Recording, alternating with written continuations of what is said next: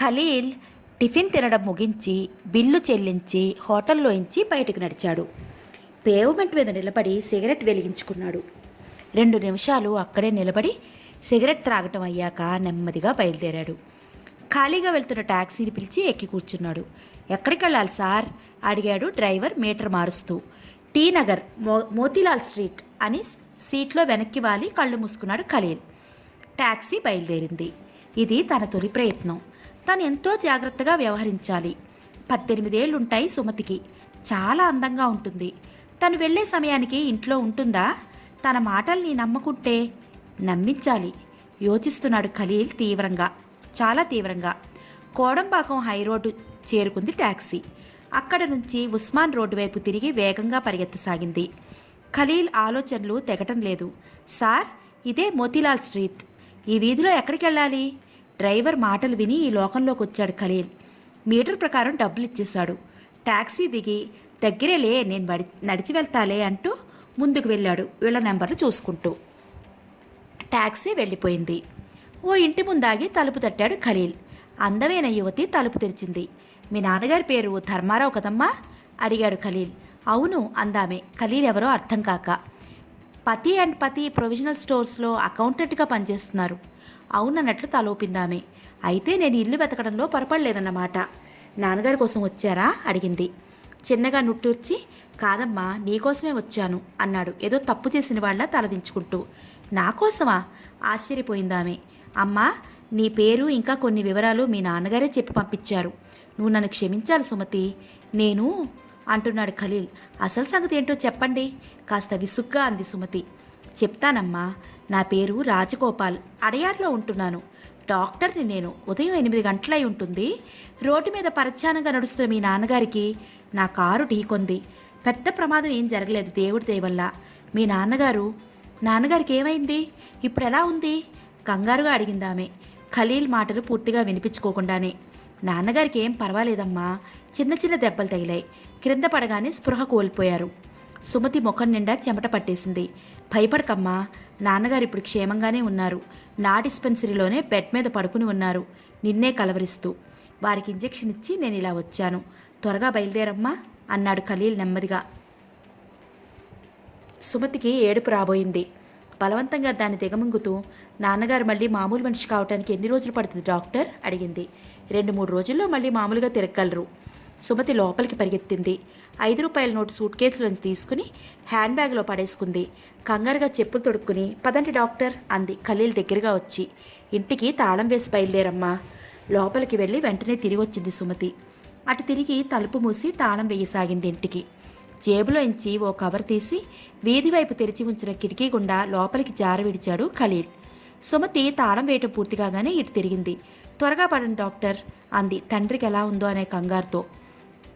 సుమతిని తీసుకుని రోడ్డు మీదకి వచ్చాడు ఖలీల్. 4 నిమిషాల తర్వాత ఖాళీ ట్యాక్సీ దొరికింది. ఇద్దరూ కూర్చున్నారు. సుమతి గుండెలు వేగంగా కొట్టుకుంటున్నాయి. రకరకాలుగా ఊహిస్తోంది ఆమె మనసు. ఖలీల్ క్రిందకి దిగాడు. ఓ చోట ట్యాక్సీ ఆపించి మీటర్ ప్రకారం డబ్బిచ్చాడు. చేసేది లేక సుమతి కూడా దిగింది. ట్యాక్సీ వెళ్ళిపోయింది. 60 గజాలు దాదాపు నడిచి ఓ ఆవరణంలోకి తిరిగాడు ఖలీల్. గేటు ముందు కూర్కాలేడు. అతను ఇంటి ముందు కాకుండా ఇంటికి కాస్త దూరంలోనే ట్యాక్సీ ఎందుకు ఆపించాడో అవన్నీ యోచన చేయలేదు సుమతి. కంగారుగా అతని వెలికే వెళ్తోంది. 2 అంతస్తుల భవనం అది. చుట్టూ ప్రహరీ కూడా ఎత్తుగా ఉంది. భవనానికి గేటుకి మధ్యలో ఒకవైపు చిన్న పూల తోట ఉంది.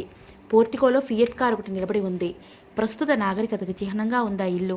అవన్నీ పరిశీలనగా చూడలేదు సుమతి. గబగబా ఖలీల్ వెంట నడిచిపోతోంది. మేడ మీదకి వెళ్ళిన తర్వాత ఒక గదివైపు చేయి చూపిస్తూ నాన్నగారు ఆ గదిలో ఉన్నారమ్మా, వెళ్ళి చూడు అన్నాడు ఖలీల్ ముఖానికి పట్టిన చెమటని జేబురుమాలతో అద్దుకుంటూ. సుమతి తలుపు తోసుకుని గదిలోకి పరిగెత్తింది. గదిలో ధర్మారావు గారు లేరు. గది మధ్యలో ఒక సోఫా ఉంది. దాని ముందు చిన్న టీపాయ్ ఉంది. అంతకు మించి మరెటువంటి ఫర్నిచర్ లేదా గదిలో. సుమతి ఆశ్చర్యపోతూ వెనుతిరిగింది. గది తలుపు బంధించబడి ఉంది అప్పటికే. ఖలీల్ చాలా వీధులు తిరిగి మౌంట్ రోడ్లోకి ప్రవేశించాడు. ప్రక్కలకు వెనక్కి చూడటం లేదతను. తల వంచుకుని నడుస్తున్నాడు పేవ్మెంట్ మీద. ఓ హోటల్ ముందాగి సిగరెట్ వెలిగించుకున్నాడు. ట్రాఫిక్ చూస్తూ సిగరెట్ కాల్చుకోసాగాడు. 2 నిమిషాల తర్వాత సిగరెట్ పారేసి హోటల్లోకి నడిచాడు. స్పెషల్ రూమ్లో కూర్చుని భోజనం చేశాడు. సర్వర్ బిల్లు తెచ్చాడు. 6 రూపాయలు అయింది బిల్లు. జేబులోంచి 7 రూపాయల నోట్లు తీసి సాసర్లో పడేశాడు ఖలీల్. సర్వర్ వినయంగా విష్ చేసి సాసర్ అందుకున్నాడు. జేబులోంచి పిస్తోల్ తీశాడు ఖలీల్. పిస్తోల్ చూసి గడగడా వణికిపోయాడు సర్వర్. చిన్నగా నవ్వి భయపడక అన్నాడు ఖలీల్. జాఫర్, ఇది ఎప్పుడూ ఉంటుంది నా దగ్గర, మర్చిపోవద్దు అంటూ పిస్తోల్ని జేబులో పెట్టుకున్నాడు. సర్వర్ జాఫర్కి అప్పటికి తగ్గింది వణుకు. జాఫర్, నీ సహకారంతో నా తొలి ప్రయత్నం దివ్యంగా ఫలించింది. సాయంత్రంలోగా మరో 5 అమ్మాయిల అడ్రస్లు, వారి వివరాలు కావాలి నాకు. ఇదిగో ఈరోజు నీ కూలి అంటూ 10 నోట్లు తీసి జాఫర్కి ఇచ్చాడు ఖలీల్. 100 రూపాయలు జేబులో పడేసుకుని ఇంకా ఖలీల్ చేతిలో ఉన్న నోట్ల కట్టను చూస్తున్నాడు జాఫర్. పెళ్ళై ఉండకూడదు, అమ్మాయిలు అందంగా ఉండాలి, తెలిసిందా అంటూ లేచి నిలబడ్డాడు ఖలీల్ నోట్ల కట్టలని కోటు జేబులో పడేసుకుని. అలాగే సార్. జాఫర్, ఏమాత్రం పొరపాటు జరిగినా ఇద్దరం జైల్లో ఉంటాం. జైలు జీవితం ఎలా ఉంటుందో. పొరపాటు జరగనివ్వను సార్. గుడ్. రాత్రి ఇక్కడే భోంచేస్తాను, అప్పుడు ఇవ్వు అడ్రస్లు అని బయటకు నడిచాడు ఖలీల్. తలుపు తెరుచుకునేసరికి ఉలిక్కిపడి సోఫాలోంచి లేచి నిలబడింది సుమతి. ఖలీల్ లోపలికి వచ్చాడు. వెంటనే తలుపు మూసి లోపల నుంచి లాక్ చేసి తాళం చెవిని కోటు జేబులో పడేసుకున్నాడు. తీక్షణంగా ఖలీల్ని చూసింది సుమతి. చిన్నగా నవ్వాడు ఖలీల్. ఆకలిగా ఉందా అడిగాడు. చెప్పు తీసుకుని అతని ముఖం మీద కొట్టాలనిపించింది సుమతికి. ఎలాగో ఉద్రేకాన్ని ఆ పుప్పులో పెట్టుకోగలిగింది. మా నాన్నగారికి దెబ్బలు తగిలాయని నమ్మించి నన్ను ఇలా తీసుకురావడంలో నీ ఉద్దేశం ఏంటసలు అరిచింది కోపంగా. నిన్ను మోసగించానని చెప్పడానికి చింతిస్తున్నాను సుమతి అన్నాడు ఖలీల్ సోఫాలో కూర్చుని. సిగ్గులేదు? ఒక ఆడపిల్లని మోసం చేసింది చాలక మళ్ళీ వాగుతున్నావా? సిగ్గా? అది ఉండవలసింది నీకు. నువ్వు ఆడదానివే కానీ చిన్నపిల్లవు కాదు. 18 ఏళ్లుంటాయి నీకు. రాజగోపాల్, మర్యాదగా నన్ను మా ఇంటి వద్ద. ఆమె మాటలకు అడ్డుపడ్డాడు ఖలీల్. సారీ సుమతి, నా పేరు రాజగోపాల్ కాదు. ఖలీల్, నాది భారతదేశం కాదు, పాకిస్తాన్. ఉలిక్కిపడింది సుమతి. నన్నేం చేస్తావు అడిగింది భయంగా. నేను గూఢచారిని, నీతో కొంచెం పని ఉండి నిన్ను ఇలా తీసుకొచ్చాను. గూఢచారికి తనతో ఏం అవసరం కలిగింది? పాకిస్తాన్ అంటున్నాడు. భారత ప్రభుత్వానికి తెలిస్తే ఏదేదో ఊహిస్తోందామె. కూర్చో సుమతి. సుమతికి ఉక్రోషం ఏడుపు ముంచుకొచ్చాయి. ఏడవటం ఇష్టం లేక లేని ధైర్యాన్ని తెచ్చుకుంది. ముందు వెనకలు ఆలోచించకుండా చెప్పు తీసుకుని ఖలీల్ దవడలో వాయించేసింది. నువ్వు గూఢచారివో గూండావో నాకు అనవసరం. మర్యాదగా నన్ను వదిలిపెట్టు మా ఇంటి వద్ద అంది చెప్పు కాలికి తొడుక్కుంటూ. సుమతి! గదిలో ప్రతిధ్వనించింది ఖలీల్ అరుపు. ఈ గది సౌండ్ ప్రూఫ్. నువ్వు ఏడ్చినా అరిచినా ఎవరికీ తెలీదు. చుట్టుపక్కల వాళ్ళకి అసలేమీ వినిపించదు అంటూ లేచి ఆమె మీద పడ్డాడు. ఛీ, వదులు నన్ను అరిచింది, పెనుగులాడింది. ఖలీల్ మరింతగా విజృంభించాడు. ఆమెను ఎత్తి సోఫాలోకి విసిరేశాడు. నీకు దండం పెడతాను, నన్ను వదిలిపెట్టు అంది ఏడుస్తూ. పకపకా నవ్వాడు ఖలీల్. నన్ను చెప్పుతో కొట్టినప్పుడు ఈ ఏడుపుని ఎక్కడ దాచుకున్నావు అంటూ లేచి మీదకి దూకే పులిలా ఆమె మీదకి దూకాడు. అర్ధరాత్రి అయ్యింది. న్యూ ఐలాండ్ మౌనంగా నిద్రపోతోంది. వెన్నెల ద్వీపమంతా సమంగా కురుస్తోంది. ఆ రోజు పౌర్ణమి కావడంతో ఆహ్లాదకరంగా ఉంది వాతావరణం. పగలంతా కష్టపడిన కూలీలు హాయిగా నిద్రపోతున్నారు గుడారాల్లో. ప్రఖ్యాత పాకిస్తాన్ రహస్య గూఢచారి రహీమాన్ తన గుడారంలో ఒంటరిగా పడుకుని ఉన్నాడు క్యాంప్ కాట్ మీద. అతను నిద్రపోవటం లేదు, ఏదో ఆలోచిస్తున్నాడు దీర్ఘంగా. అతని మస్తిష్కంలో ప్రొఫెసర్ జలాలుద్దీన్ డైరీలోని విషయాలు మెరిసి అంతలోనే మాయమైపోతున్నాయి. గుడారాలకు కావలి కాస్తున్నవాడు కురికిపాట్లు పడుతున్నాడు ఓ చెట్టుకు ఆనుకుని నిలబడి. వాడి చేతిలో మెషిన్ గన్ ఉంది. స్టీమ్ బోట్ ఇంజిన్ ఆఫ్ చేసి క్రిందకి దిగాడు గఫార్. బోటు అలల తాకిడికి దూరంగా వెళ్ళిపోకుండా ఒడ్డునే ఉన్న కొయ్య బొమ్మకి బిగించేశాడు గఫార్. ఆ స్టీమ్ బోట్లో సుమతి ఉంది. కాళ్ళు చేతులు బంధింపబడి అరవడానికి వీలు లేకుండా నోటికి టేప్ అతికించబడి ఉంది. సుమతి కట్లు ఊడతీసేశాడు గఫార్. నోటికున్న టేప్ కూడా తీసేశాడు. దిగు అన్నాడు కర్కశంగా. అప్పటి వరకు సముద్రం మీద స్టీమ్ బోట్లో బందీగా ప్రయాణం సాగించిన సుమతి కిక్కురు మనకుండా గఫార్ వెంట నడిచి న్యూ ఐలాండ్ భూభాగం మీద కాలు పెట్టింది.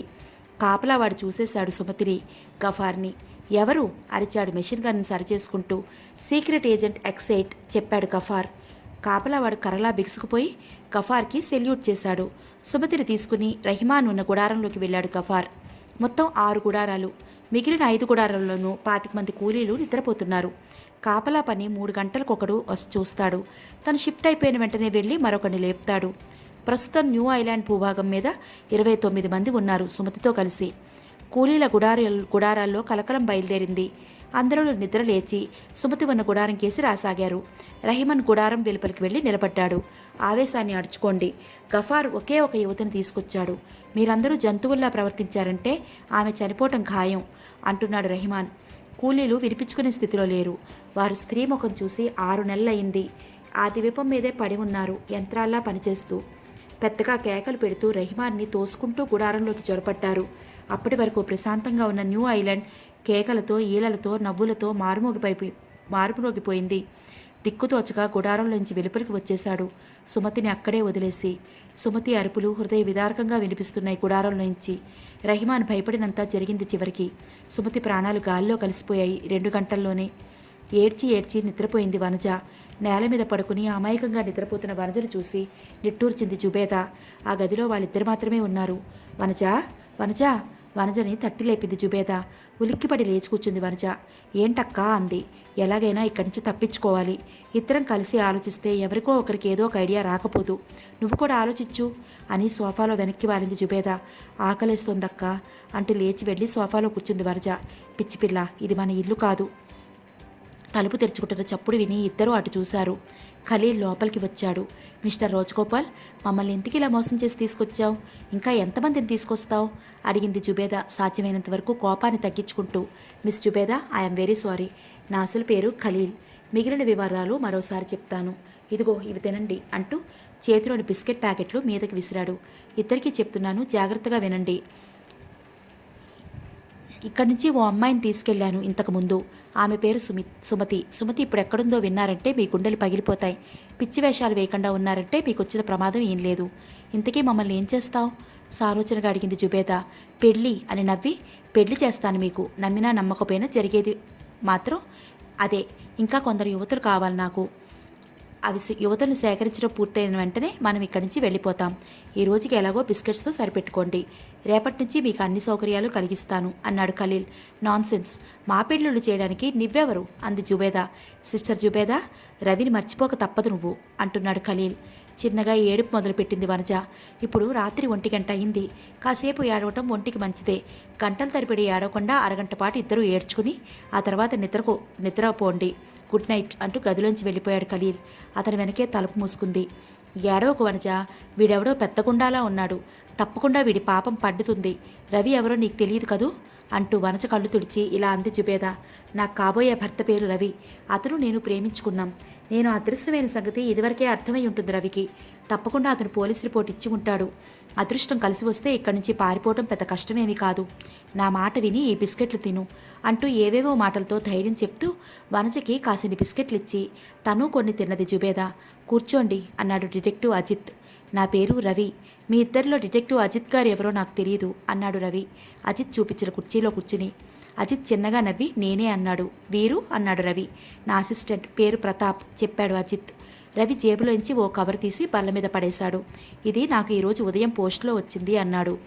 అజిత్ కవర్లోని కాగితాన్ని తీసి చదువుకున్నాడు. యథాప్రకారం కాగితాన్ని కవర్లో పెట్టేస్తూ డబ్బు అందిందా? ఆ ఉత్తరంలో రాసిన ప్రకారం అడిగాడు. తలుపి ప్యాంట్ బ్యాక్లోంచి ఓ నోట్ల కట్ట తీసి అజిత్కి అందించాడు రవి. 10 రూపాయల నోట్లు. అప్పుడే రిజర్వ్ బ్యాంక్ నుంచి డ్రాప్ చేసినట్లుగా చాలా కొత్తగా ఉన్నాయి నోట్లు. మొదటి ఆఖరు నెంబర్స్ చూసి నోట్ల కట్టని రవికిచ్చేశాడు అజిత్. అపహరించబడిన జుబేదా ఏమవుతుంది మీకు అడిగాడు. ఆమె నా ప్రియురాలు తడబడకుండా చెప్పాడు రవి. ఇద్దరం ప్రేమించుకున్నాం. మా అమ్మ ఒప్పుకుని ఉంటే 6 నెలల క్రితమే నా అర్ధాంగిగా అయ్యేది జుబేదా. మీరు చదువుకుంటున్నారా అడిగాడు అజిత్. రవి ఆశ్చర్యపోయాడు క్షణకాలం. ఎలా ఊహించగలిగారు నేను స్టూడెంట్నని అడిగాడు తెప్పరిల్లి. చిన్నగా నవ్వాడు అజిత్. ఇంతటి చిన్న విషయాన్నే ఊహించి తెలుసుకోలేకుంటే ఈ వృత్తి చేయటం మేము అట్టే కాలం. మీ మాటల్లో చూపుల్లో ఉడుకు రక్తపు ఛాయలు స్పష్టంగా తెలుస్తూనే ఉన్నాయి. సహజంగా విద్యార్థుల్లోనే అటువంటి లక్షణాలు కనిపించేది. మీకు పెళ్లి కాలేదని మీరే చెప్పారు. జుబేదా గారిని చేసుకోలేకపోయారు మీ ఇంట్లో ఎదిరించి. అంటే ఆర్థికంగా మీరు అస్వతంత్రులు. వ్యాపారమో ఉద్యోగమో ఉండి ఉంటే మిస్ జుబేదా మీ అర్థాంగి అయి ఉండేది ఏనాడో. మీ వేషాన్ని, మాటల్ని, చూపుల్ని దృష్టిలో ఉంచుకుని హేతువాదంతో ఆలోచించి చూశాను అంతే. చిన్నగా ఊపిరి పీల్చుకుని ఒక్కసారిగా వదిలేశాడు రవి. జుబేదాన్ని మీరు రక్షించగలరనే నమ్మకం ఏర్పడింది నాకు అన్నాడు నవ్వుతూ. ఇంతకు మీరేం చదువుతున్నారో చెప్పనేలేదు. నోరు విప్పాడు. మెడిసిన్ 4వ సంవత్సరం చెప్పాడు రవి. నా ఉత్తరం, డబ్బు అతనికి ఎలా అందాయో అడిగి తెలుసుకున్నాడు అజిత్. ఇంకా కొన్ని సంగతులు అడిగి తెలుసుకున్నాడు.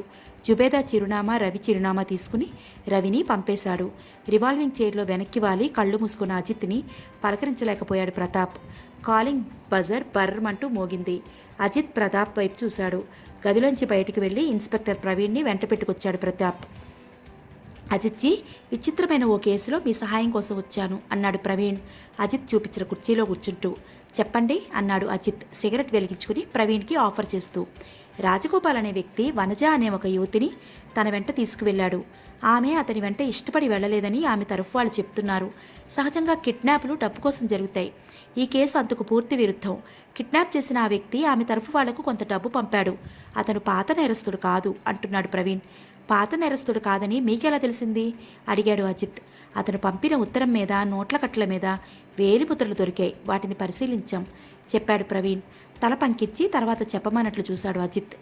అంటే ఈ కేసులో మీ సహాయం కావాలి మిస్టర్ ప్రవీణ్. ఇలాంటి కేసులే నా వద్దకు ఇప్పటికి 2 వచ్చాయి అంటూ సుమతి జుబేదా కేసుల వివరాలు చెప్పాడు. మై గాడ్ ఆశ్చర్యపోయాడు ప్రవీణ్. బల్ల మీద ఉన్న ఫోన్ మ్రోగింది.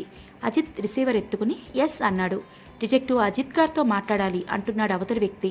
మీకు కావలసిన వ్యక్తినే మాట్లాడుతున్నాను అన్నాడు అజిత్. అజిత్జీ నా పేరు సారథి. ఈరోజు ఉదయం నా చెల్లెలు అపహరించబడింది. నేను కాస్త పనుండి బజార్కి వెళ్ళి వచ్చేసరికి మీ చెల్లెలి పేరు వాణి. 2 నిమిషాలు మాట్లాడి రిసీవర్ పెట్టేశాడు అజిత్. తిరిగి మరో యువతి మాయమైంది.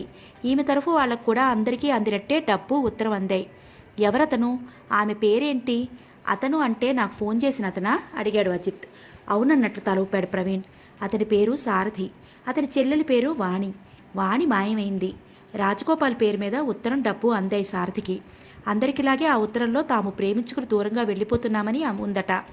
అజిత్జీ నా బుర్ర వేడెక్కిపోతోంది. ఈ కేసును తలుచుకుంటుంటే ఎలా ప్రొసీడ్ కావాలో అంతుపట్టడం లేదు. ఇంకా ఎంతమంది యువతుల్ని ఆ రాజగోపాల్ మాయం చేస్తాడో ఊహించలేము.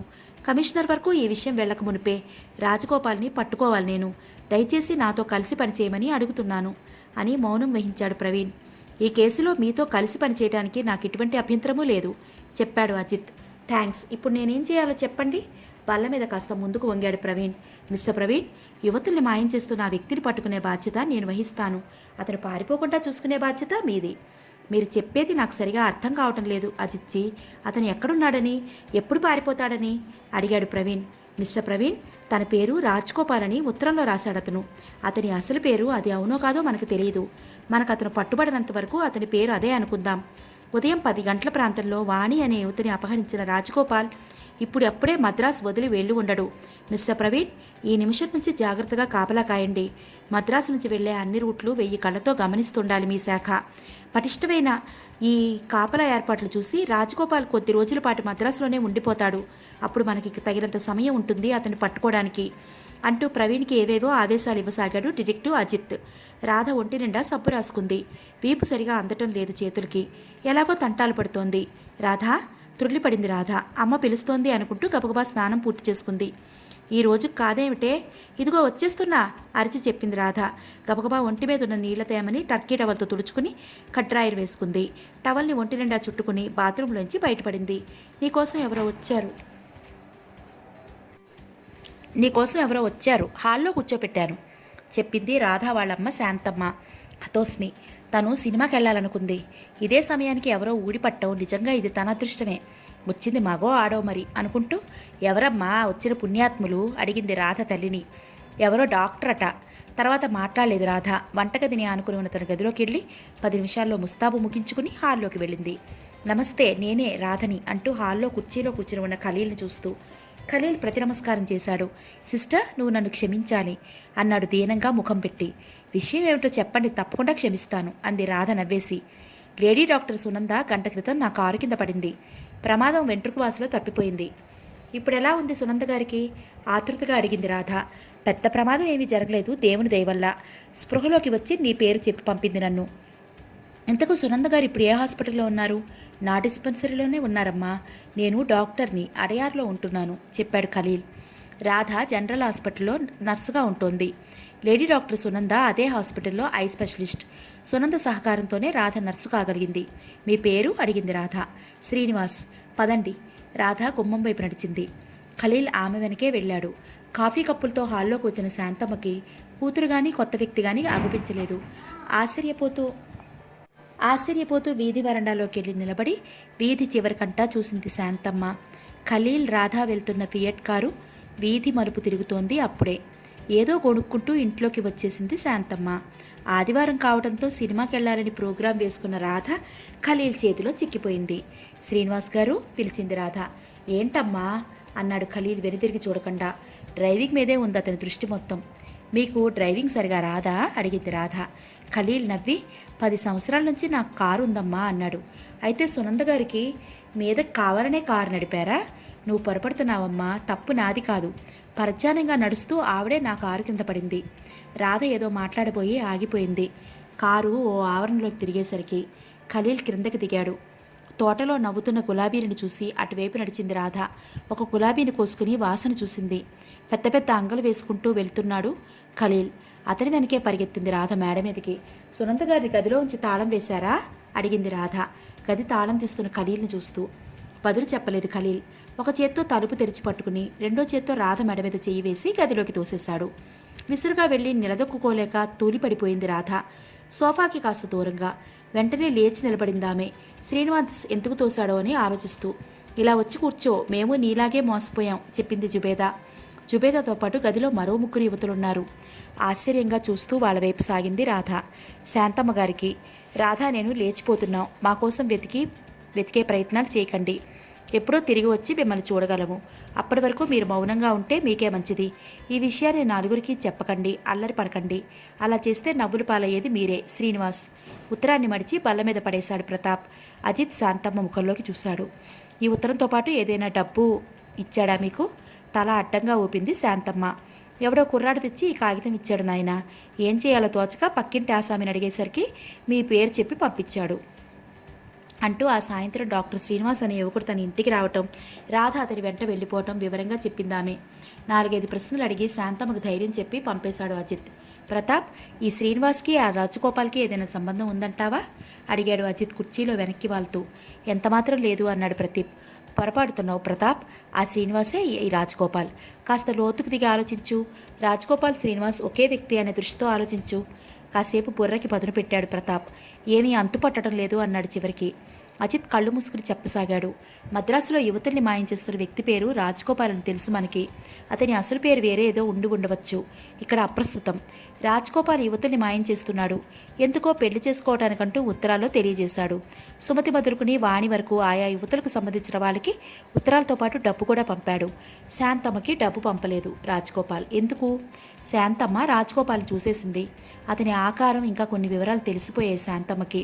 చిన్న ట్రిక్ చేశాడు రాజగోపాల్. తను ఎంత వద్దని ఉత్తరాల ద్వారా వారించినా తను అపహరించిన యువతుల తరఫున వాళ్ళు డిటెక్టివ్ల సహాయమో పోలీసుల సహకారమో తీసుకుంటారని తెలుసు రాజగోపాల్కి. మనల్ని తికమక పెట్టాలని అలా చేశాడు అంతే అని కళ్ళు తెరిచాడు అజిత్.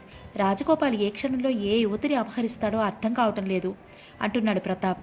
ప్రతాప్, రాజగోపాల్ సాధారణమైన నేరస్తుడు అయి ఉండడు. అయి ఉంటే ఇంత విచ్చలవిడిగా డబ్బు వెదజల్లడు. నా అనుమానం నిజమైతే అతని వెనక ఏదో పెద్ద పథకం ఉంది. అదేంటో తెలుసుకోవాలి మనం. మద్రాసులోని యువతులందరినీ కాపాడటానికి ప్రయత్నించే కంటే రాజగోపాల్ని పట్టుకోవడానికి శ్రమించడం ఉత్తమం.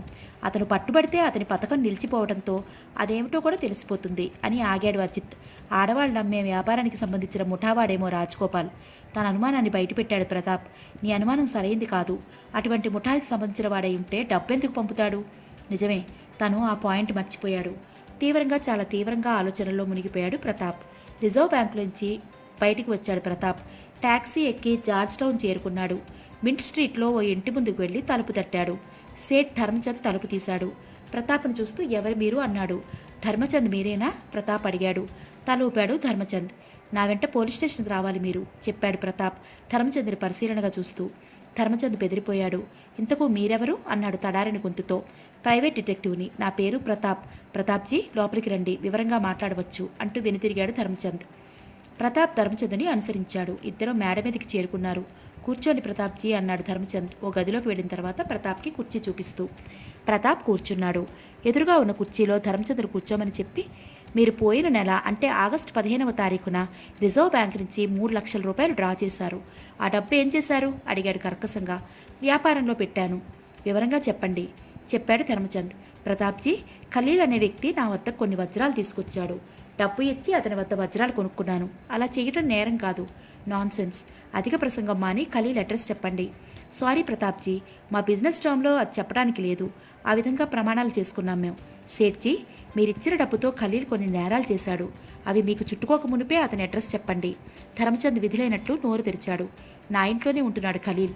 అడయారులో ఉంది ఆ ఇల్లు. ఆ ఇంటిని అతనికి నేనే అమ్మాను. ధర్మచంద్ని ఇంకా ఏవో 2-3 ప్రశ్నలు అడిగి ఆ ఇంట్లోంచి బయటపడ్డాడు ప్రతాప్. కుర్చీలో కూర్చుని ఉన్న ఖలీల్ చెంప చెల్లుమంది. చెప్పు, సుమతిని ఏం చేశావు? అడిగాడు ప్రతాప్. ఖలీల్ సమాధానం చెప్పలేదు. తిరిగి బలంగా చెంప మీద కొట్టాడు ప్రతాప్. ఇంతటితో వదిలేయము. చిత్రహింస చేసైనా సరే నీ నోటి వెంట నిజం పలికిస్తాము. ఏం చేశావు సుమతిని? నువ్వు అపహరించిన యువతులందరూ ఉన్నారు, సుమతి మాత్రమే లేదు. మాట్లాడు. అప్పటికీ నోరెత్తలేదు ఖలీల్. తిరిగి చెయ్యెత్తాడు ప్రతాప్. అతనిని కొట్టి నిజం చెప్పించలేవు ప్రతాప్. నీలాగే శిక్షణ పొంది ఉన్న గూఢచారి అతను, అజిత్ చెప్పాడు. అతను గూఢచారా? ఇన్స్పెక్టర్ ప్రవీణ్ ఆశ్చర్యపోయాడు. అవునన్నట్లు తలూపాడు అజిత్. ప్రతాప్, వచ్చి కూర్చో. అజిత్ మాటకు ఎదురు చెప్పలేక వెనుతిరిగాడు ప్రతాప్. ఆ గదిలో ఇంకా కమిషనర్ ఆఫ్ పోలీస్, మరో 2 అధికారులు ఉన్నారు. మిస్టర్ ఖలీల్, నెమ్మదిగా పిలిచాడు అజిత్. అజిత్ వైపు చూశాడు ఖలీల్. మీరు ఆరితేరిన గూఢచారులు, బెదిరింపులకు దెబ్బలకు లొంగడు గూఢచారి. ఆ సంగతి నాకు తెలుసు. దయచేసి ఒకే ఒక ప్రశ్నకు సమాధానం ఇవ్వండి. సుమతిని ఏం చేశారు? అడిగాడు అజిత్. మిస్టర్ అజిత్, ఖలీల్ నోరు విప్పాడు. మిమ్మల్ని చూడటం ఇదే ప్రథమం. ముందు నా ప్రశ్నలకు మీరు బదులివ్వండి. నేనెక్కడా ఎటువంటి పొరపాటు చేయలేదు. మీరు నేను యువతులు దాచిన ఇంటిని ఎలా కనుక్కోగలిగారో ఎంత ఊహించినా అర్థం కావడం లేదు. అభ్యంతరం లేకుంటే చెప్పండి. మిస్టర్ ఖలీల్, మీరు యువతుల్ని మాయం చేస్తూ పంపిన నోట్ల కట్టలు మా చేతుల్లో పడ్డాయి. వాటిని దృష్టిలో ఉంచుకుని ఆలోచించాము. ఆడవాళ్ళని అదృశ్యం చేస్తున్న ఆ వ్యక్తికి పెద్ద పెద్ద బ్యాంకుల్లో అకౌంట్ ఉండి ఉంటుందని తీర్మానించుకున్నాం. మీరు పంపిన నోట్లు చూసి ఆ సీరియల్ నెంబర్ మీద సేట్ ధర్మచంద్కి 3 లక్షల రూపాయలు ఇష్యూ చేసినట్లు రిజర్వ్ బ్యాంక్ వాళ్ళు చెప్పారు. ధర్మచంద్ర బెదిరించేసరికి మీ చిరునామా బయటపడింది. That's all right. నన్ను ఏం చేస్తారు? చంపేస్తారా? అడిగాడు ఖలీల్. తల అడ్డంగా ఊపాడు అజిత్. సుమతిని ఏం చేశారో చెప్పండి అన్నాడు. ఒక్క క్షణం ఆలోచించి, సుమతిని న్యూ ఐలాండ్కి పంపించాను అంటూ అన్ని విషయాలు వివరంగా చెప్పాడు ఖలీల్. కమిషనర్జీ, తగిన బందోబస్తుతో వెళ్ళి న్యూ ఐలాండ్ భూభాగం మీద ఉన్న శత్రువుల్ని వెంటనే కస్టడీలోకి తీసుకోండి. మీరు ఆ న్యూ ఐలాండ్ మన సరిహద్దుల్లోనే ఉంది. సో దాని మీద పాకిస్తానీలకి ఎటువంటి హక్కు లేదు అని చెప్పాడు అజిత్. ఇంతకు ఆ ద్వీపం ప్రత్యేకత ఏమిటి అజిత్జీ? అప్పటి వరకు మౌనంగా ఉన్న ఇన్స్పెక్టర్ ప్రవీణ్ అడిగాడు. ఆ ద్వీపం నిండా వజ్రాల గనులు ఉన్నాయని తన పరిశోధనలో కనుక్కోగలిగాడు ప్రొఫెసర్ జలాలుద్దీన్. అతను ఇప్పుడు జీవించలేడు. ప్రొఫెసర్ జలాలుద్దీన్ డైరీల సహాయంతో పాకిస్తాన్ ప్రభుత్వం పెద్ద పథకాన్ని తయారు చేసింది. న్యూ ఐలాండ్లో దొరికే వజ్రాల్ని అమెరికాకు ఎగుమతి చేసి అక్కడి నుంచి యుద్ధ పరికరాలను తెప్పించుకుని తిరిగి మరోసారి మన దేశం మీద విరుచుకుపడాలని పన్నాగం పన్నింది పాకిస్తాన్. అయినా నీతి ముందు అవినీతి ఎప్పుడూ ఓడిపోతూనే ఉంటుంది అని ఆ గదిలోంచి బయటికి నడిచాడు డిటెక్టివ్ అజిత్. అయిపోయింది.